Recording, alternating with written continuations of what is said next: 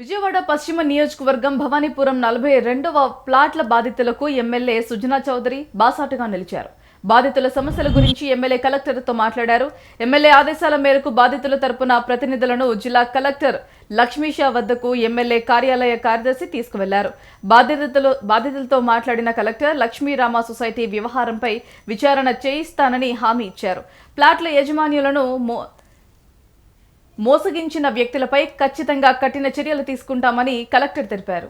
కొంచెం కాదండి, చాలా హెల్ప్ఫుల్ అవుతుంది కోర్టులో మీకు చూపించుకోవడానికి కానీ చేసుకోవడానికి కానీ. ఎందుకంటే మా జీవితాలు ఇదైపోయినాయండి. రోడ్డు మీదకి వచ్చేసాను నిన్న దెబ్బతో.